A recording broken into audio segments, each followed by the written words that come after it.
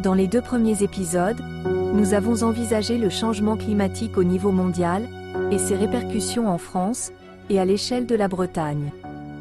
Dans ce 3e épisode, nous allons voir les effets au niveau local, à la Forêt-Fouesnant.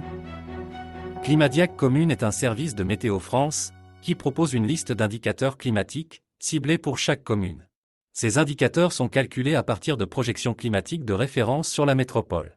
Ils ciblent l'évolution à l'horizon 2050, dans le scénario RCP 4.5, dit intermédiaire, qui correspond à l'accord de Paris de 2015, c'est-à-dire moins de 2 degrés de réchauffement global à la fin du siècle, ce qui est en fait plutôt optimiste comparé à la tendance actuelle. Les valeurs indiquées par Climadiac sont donc susceptibles d'être atteintes bien avant 2050. Les indicateurs ont été élaborés à partir d'un ensemble de projections climatiques régionales, qui permettent de décrire les évolutions possibles de chaque indicateur, à l'échelon local. Chaque indicateur est présenté sous forme d'un graphe, résumant de façon synthétique son évolution.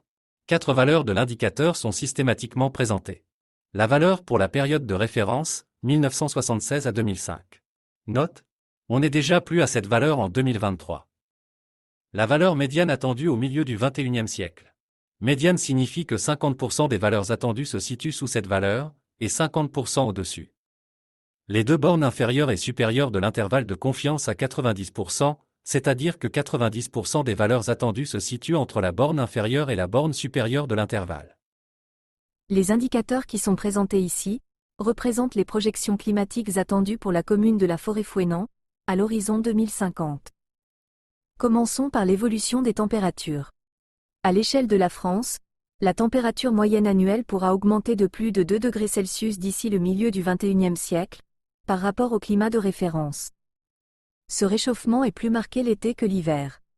À la Forêt-Fouesnant, l'élévation des températures moyennes est évaluée à 1 degré à 1,5 degré, avec des hausses plus fortes en été et en automne. En été, les modèles prévoient un doublement du nombre de jours où la température maximale quotidienne atteint ou dépasse 25 degrés Celsius. Dans le pays fouesnantais, les températures dépassant 35 degrés Celsius étaient inconnues jusqu'à présent. Il est probable qu'avant 2050, on aura chaque été 1 ou 2 jours à plus de 35 degrés. De même, les nuits où la température dépasse 20 degrés Celsius à la Forêt-Fouesnant étaient inconnues jusqu'à présent. Il pourrait y en avoir plusieurs par été d'ici 2050. L'augmentation du nombre de vagues de chaleur est déjà perceptible. Un pic de chaleur qui se produisait une fois tous les 50 ans il y a un siècle, est déjà 5 fois plus fréquent actuellement, alors que la température planétaire n'a augmenté que d'1,1 degré Celsius. Avec 1,5 degré de réchauffement, il serait presque 9 fois plus fréquent, et près de 14 fois plus fréquent à plus 2 degrés, tandis qu'à plus 4 degrés, il arriverait presque tous les ans. L'hiver, le nombre annuel de jours de gel, déjà peu élevé à la Forêt-Fouesnant, va encore diminuer. Les vagues de froid sont assez rares à la Forêt-Fouesnant. Elles pourraient être encore plus rares, mais l'évolution attendue n'est pas très significative. Voyons maintenant les évolutions de la pluviométrie à la Forêt-Fouesnant, toujours à l'horizon 2050. Les cumuls de précipitations sont mesurés en millimètres. 1 millimètre correspond à 1 litre d'eau par mètre carré de surface au sol. À la Forêt-Fouesnant, on prévoit une augmentation des cumuls de précipitations en hiver, plus 5%, et une diminution en été, moins 10%, et en automne, moins 7%. Le nombre de jours de pluie va diminuer nettement en été, moins 15%, et dans une moindre mesure en automne, moins 5%. L'évolution attendue en hiver et au printemps n'est pas significative. À la Forêt-Fouesnant, le nombre de jours avec forte précipitation était faible jusqu'à un passé récent. Ce nombre devrait augmenter en hiver, et diminuer en été et en automne, mais les évolutions attendues sont peu significatives. Voyons maintenant les effets des variations attendues des températures et des précipitations sur les risques de sécheresse. L'augmentation du nombre de jours consécutifs sans pluie, associée au renforcement de l'évaporation du fait des températures élevées, va nécessairement entraîner des périodes de sécheresse plus longues et plus intenses en été, et dans une moindre mesure en automne. De la même façon, le nombre moyen de jours avec sol sec devrait augmenter en été et en automne.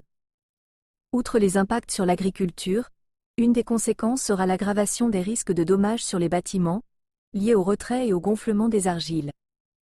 Les conditions climatiques plus sèches conduiront également à une augmentation des risques de feux de végétation. À la Forêt-Fouesnant, ce risque d'incendie, naguère négligeable, pourrait devenir significatif.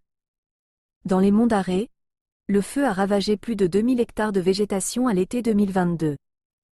Si un espace naturel protégé comme l'Anse Saint-Laurent était la proie d'un incendie similaire, ce serait une perte dramatique pour le patrimoine naturel et la biodiversité communale. De plus, la densité de la végétation et les difficultés d'accès rendraient le travail des pompiers très difficile.